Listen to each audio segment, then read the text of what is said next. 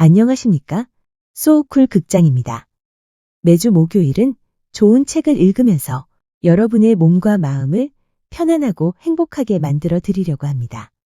오늘은 극락 다녀온 스님 이야기 5번째 시간입니다. 업장이 두터워서 지옥에 가야 마땅하지만 아미타불의 자비로 극락에 태어나는 중생들 이야기입니다. 구독과 좋아요 그리고 알람 설정 부탁드립니다. 재미있고도 좋은 글로 보답하겠습니다. 제6장 하품하생. 하품하생에 태어난 사람에게는 아직 업장이 남아있다. 하품하생에 왕생한 사람은 바로 사바세계에서 서방정토 극락세계에 태어나기를 바라면서 일심으로 염불하여 대업왕생한 중생들이다. 그러면 무엇을 일컬어 대업왕생이라 하는가?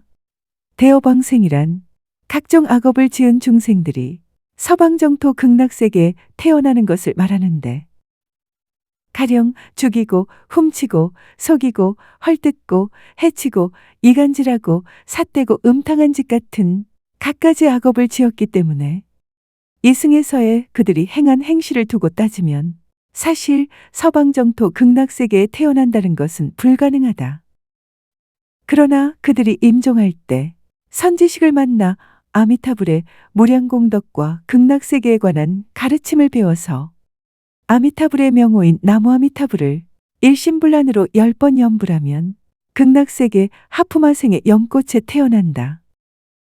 그런데 일심불란으로 심념할 수 있는 사람은 모두 과거 여러 생에 걸쳐 선근을 심은 사람들이다.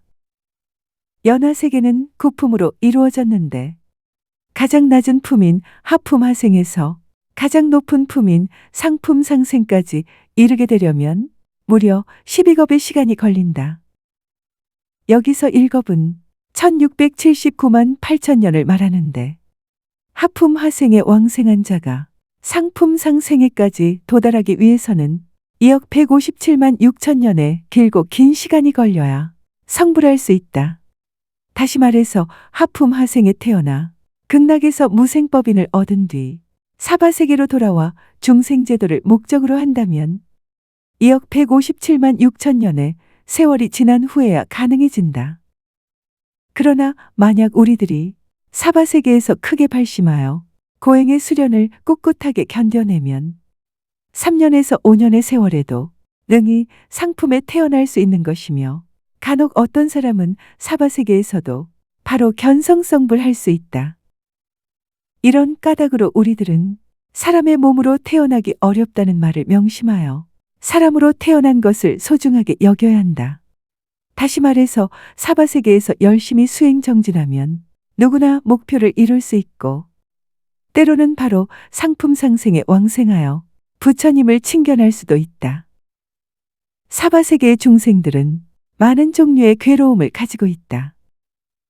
그것은 우리가 피하려고 해도 피할 수 없는 것으로서 바로 생, 노, 병, 사, 4가지 고통과 구하고자 하는 것을 얻지 못하는 괴로움, 미운 사람을 만나게 되는 괴로움, 사랑하는 사람과 헤어져야 하는 괴로움, 오음으로 말미암은 괴로움이다. 그러나 극락세계에서는 비록 하품하생에 태어난다고 할지라도 이 세상에서 우리가 느끼는 그런 고통은 없다. 왜냐하면 극락세계이기 때문에 오직 즐거움만 있고 괴로움은 없는 것이다. 더하여 하품하생에 태어난 사람이 상품상생에까지 도달하기 위해서는 12겁의 세월이 걸린다고 하지만, 차례대로 한 단계씩 아래에서 위로 올라가는 것이 보장되어 있어서 마지막에는 구품의 맨 꼭대기인 상품상생에 도달하여 부처님을 칭견하게 되는 단계에까지 이르게 되며, 결코 도중에 뒤로 퇴보하여 사막도와 사악취로 떨어질 염려가 절대로 없는 것이다. 하품하생의 연꽃은 우리 인간 세상의 연꽃과는 달라서 크기가 500에서 1500m 정도나 되며 높이는 3, 4층 건물만큼 되는데 모든 연꽃이 빛을 발하고 있다. 만약 그 연꽃 안에서 번뇌망상을 일으키게 되면 연꽃의 색은 엷어지고 빛도 발하지 않게 된다.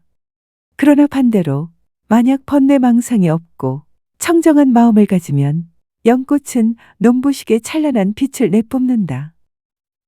관세음보살께서 실제로 벌어지는 사례에 대하여 말씀하셨다. 중생들은 여러 생 동안 윤회를 거듭해 오면서 많은 업을 짓기 때문에 대업왕생에서 서방정토에 태어난 뒤에도 업장과 망상은 여전히 남아있게 된다. 하프마생에 왕생한 사람은 업장이 비교적 두텁기는 하지만 그렇다고 하여도 그 업이 무겁고 가벼운 구분은 있다. 그래서 하프면허 안에서 상중하의 세 가지 연꽃으로 나뉘긴 하지만 대부분이 이승에서 맺은 인연을 잊지 못한다. 예를 들어 부모라든가 형제, 자매, 친구 등, 그리고 또한 물질과 부귀영화에 대한 욕망 등이 모두가 일일이 반영되어 나타나게 되는데 그것은 마치 인간 세상에서 꿈을 꾸는 것과 똑같다. 이제 내가 너를 데리고 헛된 업장과 망상이 반영되는 실제 상황을 보러 가겠다. 몇 바퀴를 돌았을 때 색깔이 약간 어둡게 변한 연꽃을 보았는데 들어가서 보니 큰 고층 건물이 하나 있었다. 방은 황궁보다 더 부귀하고 화려했으며 화원은 아름다움이 가득했고 집안에는 고색 창연하고도 진귀한 보물 등 모든 것들이 잘 배치되어 마치 부귀한 대저택처럼 호화로웠다. 집안에는 남녀노소 수십 명이 인간 세상과 똑같은 복장을 하고 있었는데 매우 화려했다. 사람들이 들락날락하며 매우 번잡한 것으로 보아서는 마치 무슨 잔치가 있거나 경사가 난 것과 같았다. 나는 관세음보살께 여쭈었다. 극락세계 안에도 오히려 인간 세상의 일반적인 가정처럼 생활하는 곳이 있습니까?